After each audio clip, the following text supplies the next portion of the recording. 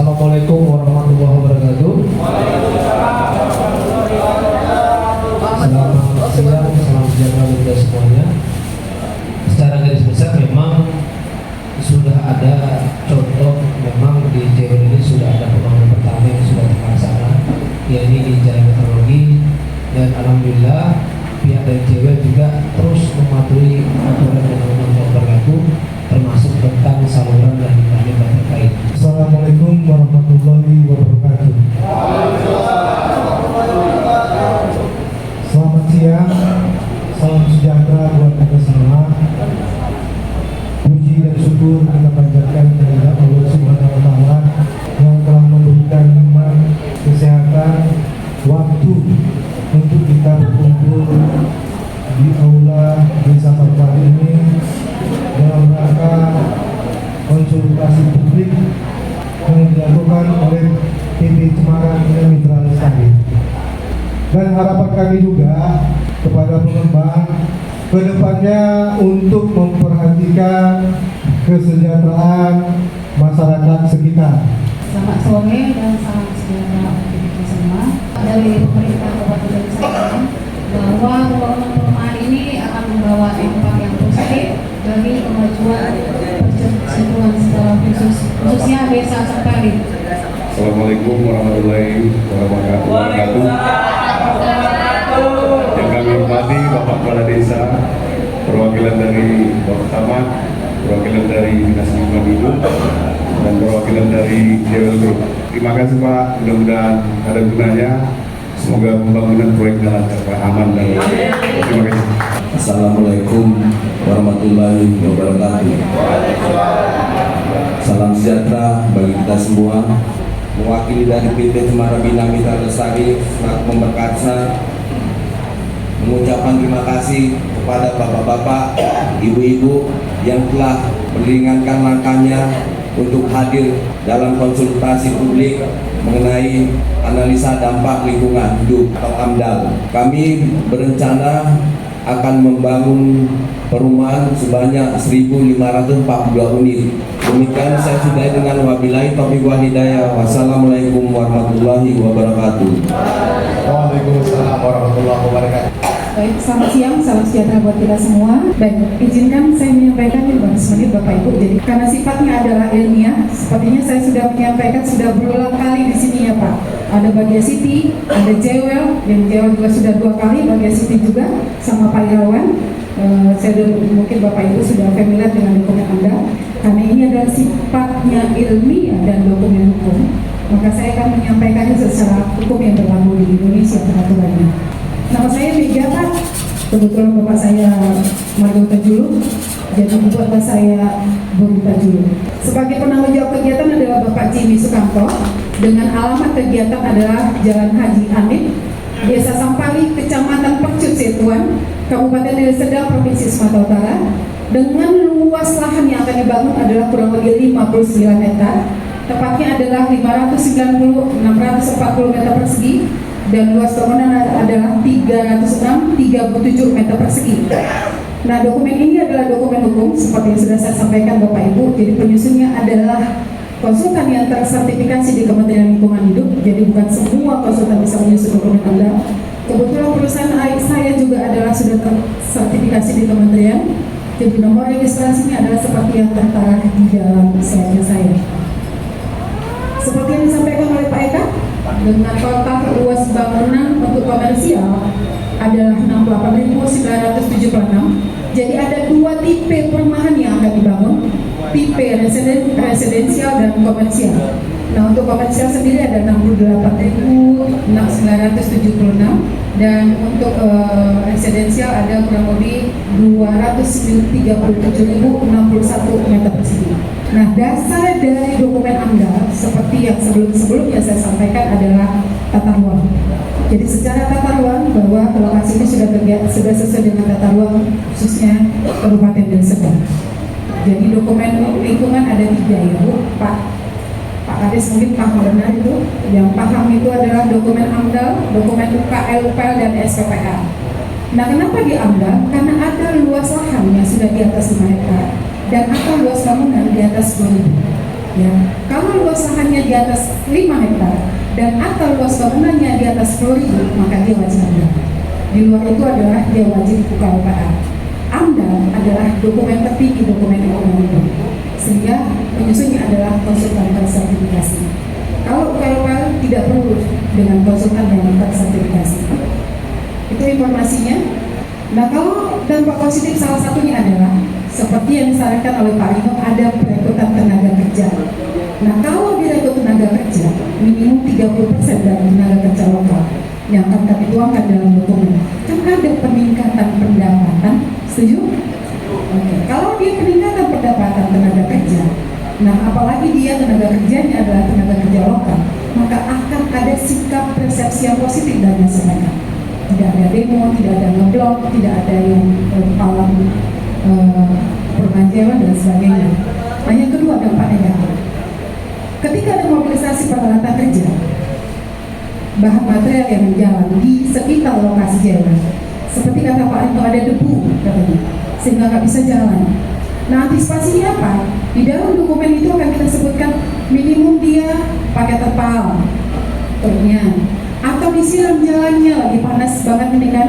Ketika mobilisasi peralatan kerja, nah mobilnya ditutup tuh supaya debunya jangan berterbangan. Kemudian jalannya disiram, sekitar lokasi jalan yang dilalui oleh truk itu jalannya disiram. Nah, itu adalah salah satu bagaimana kita mengelola dampak yang terjadi. Yang kedua, dampak negatif. Tadi ada debu nih, Bapak bilang tadi ada debu. Kalau debu banyak yang batuk-batuk, sesak napas, kemudian susah nelan dan sebagainya, atau dalam bahasa medis namanya ISPA, infeksi penyakit saluran atas. Nah, kalau batuk-batuk artinya apa? Bahwa akan ada penurunan prevalensi penyakit di masyarakat akibat debu yang ada. Nah, itu adalah dampak negatif. Nah, bagaimana meminimalkan dampak negatif dan memaksimalkan dampak positif? Maka butuh dokumen lingkungan, baik UKL dan AMDAL. Dokumen hukum, AMDAL adalah dokumen hukum, maka ada pidana dan perdata. Kalau sekarang Undang-Undang Cipta Kerja tahun 2011, nomor 11 tahun 2020 atau Undang-Undang nomor 6 tahun 2023, maksimum 3M untuk perdata. Penjaranya adalah 1 tahun. Maka saya sarankan sama Pak Eka jangan mau menulis tanda tangan di surat pernyataan Pak, saya bilang Pak Eka. Taruhannya adalah penjara. Atau kalau siap aja 2 kali 3 ya Pak Ino. Kalau tak mengatur aturan tadi. Tercantum berapa tahun penjara, berapa sanksi perdata yang harus diterbitkan, dikeluarkan oleh penegak hukum kita. Yang kedua, ada Undang-Undang Cipta Kerja nomor 11 tahun 2020, penggantinya adalah Undang-Undang nomor 6 tahun 2023 tentang Undang-Undang Cipta Kerja. Yang ketiga, ada Undang-Undang PPLA 04 tahun 2021 tentang daftar usaha jenis dokumen AMDAL, UKPL atau SKPL. Yang kelima ada PP 05 tahun 2021 tentang perizinan berusaha berbasis resiko. Jadi itu adalah dasar kami untuk menyusun dokumen AMDAL Bapak Ibu. Jadi silakan Bapak Ibu kalau ingin memahami apa isi peraturan tadi, silakan di-download di Google. Di Google jelas ini ada tertulis. Nah, 4 AMDAL adalah untuk dokumen perencanaan. Nah, di dalam pihak yang terlibat di dalam penyusunan dokumen AMDAL selain pemerintah dan pemerintah, di dalam peraturan kita sekarang masyarakat turut dilibatkan di dalam penyusunan dokumen AMDAL, termasuk di dalam perizinan berusaha tadi berbasis risiko. Aspek apa saja yang dikaji dalam dokumen AMDAL?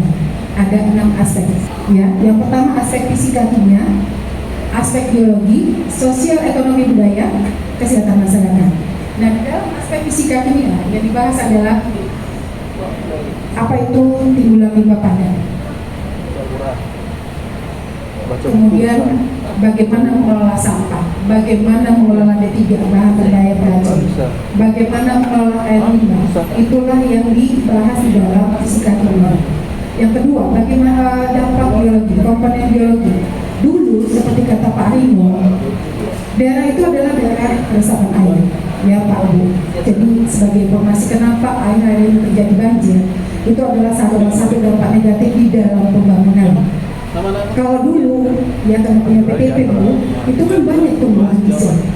Tumbuhan hijau itu fungsinya adalah sebagai resapan air. Nah, ketika tumbuhan itu ditebang, banyak pohon bangunan lahan tertutup seperti ini. Artinya resapan air kan sudah tidak ada lagi, dia akan meluap keluar ke atas, sehingga banjirlah di mana-mana termasuk Kota Medan. Mau tidak mau, kita juga harus merespon ini sebagai dampak yang positif. Karena kalau tidak ada pembangunan, maka perekonomian kita juga akan semakin menurun. Jadi salah satu dampak negatif dari pembangunan adalah memang banjir. Nah, bagaimana solusinya untuk mengatasi banjir tadi? Sebelum nanti Bapak Ibu bertanya, nanti PT Jewel Bagia City itu akan membuat resapan air kalau Bapak Ibu tahu. Sekarang sudah banyak kolom-kolom di Nalung. Kalau Bapak pernah pergi ke Nalung sebelum jembatan, itu ada kolam seperti danau. Fungsinya adalah sebagai resapan air. Jadi air limbah domestik, mandi, cuci, kaktus, itu semua dialirkan ke kolam resapan sebelum dibuang ke badan air permukaan. Jadi air itu tidak boleh lagi dibuang ke parit drainase aturannya. Kalau dibuang pidana Bapak Ibu, dibuang 1 tahun pidana. Nah, itulah sekarang aturan hukum yang berlaku di kita. Jadi salah satunya supaya tidak terjadi pencemaran ke badan air adalah kolam resapan. Yang kedua fungsinya adalah untuk mengatasi banjir. Nah, volume dari kolam resapan itu dihitung berdasarkan jumlah limbah cair yang dihasilkan oleh perumahan Jewel. Jangan lupa tanya saya lagi, apa itu bagaimana air limbahnya, bentuk DED-nya untuk IPA-nya. Nanti waktu kita sidang, Bapak ini ketahuan, Bapak siapa ya Pak? Pak Fahmi nanti ketika selesai ini boleh mewakili kita sebagai masyarakat untuk kita sidang komisi BT. Soalnya mangkuk-mangkuk dari tadi Pak Kades, berarti cukup mengerti dia. Dia dapat kami. Oke, 1 ya Pak Kades. Udah, habis itu kesehatan masyarakat. Saya sudah jelaskan tadi untuk ISPA. Dampak dari pencemaran udara akibat mobilisasi peralatan kerja ataupun material kerja yang dilakukan oleh pemerkasa kerja. Saya butuh waktu 5 menit lagi kan Pak Imo? 5 menit lagi? Baik. Masyarakat itu dilibatkan di 2 tahapan kegiatan AMDA. Yang pertama adalah di dalam konsultasi publik, yang kedua nanti di sidang komisi. Maka tadi saya bilang Pak Fahmi ikut ya untuk berikan saran tanggapan ketika kita sidang di kantor bupati nanti adalah di rapat sidang komisi. Jadi AMDAL itu ada 3 sidangnya Bapak Ibu. Di sidang kerangka acuan teknis, sidang AMDAL untuk teknis, jadi semua profesor biasanya profesor dari UNSUR pakai undang. Yang ketiga adalah sidang komisi. Nah, sidang komisi ini kami butuh 3 masyarakat untuk memberikan saran tanggapan ketika kita sidang komisi nanti. Ya, yang jelas Pak Limo nggak ikut nanti pada sidang komisi. Pak Limo. Oke, jadi saran tanggapan Bapak Ibu itu kami tunggu adalah 10 hari sejak sekarang, bukan 10 hari sejak pengumuman koran ditayangkan. Jadi pengumuman koran tayangkan di hari Sabtu tanggal 28 Juli 2025. Jadi sejak hari ini 10 hari sejak hari ini. Jadi Bapak Ibu punya pertanyaan, kenapa nggak semua 18 desa tadi yang diundang? Kalau diundang mungkin nggak cukup orangnya Pak. Bukan itu rasanya. Jadi yang diundang adalah masyarakat yang berada di sekitar Desa Sampali, karena Desa Sampali adalah lokasi kegiatan. Kemudian yang kedua adalah masyarakat yang berada di luar Desa Sampali. Yang ketiga adalah LSM. Kalau di Toba ada 1.800 LSM, kalau di sini saya tidak tahu sampai berapa ratus LSM, tetapi yang diundang adalah bukan semua LSM yang diundang ketika sidang, tapi yang diundang adalah LSM yang turut berserta peran aktif di dalam pembangunan Desa Sampali. Baik, terima kasih Bapak Ibu, saya kembalikan ke Bapak pimpinan.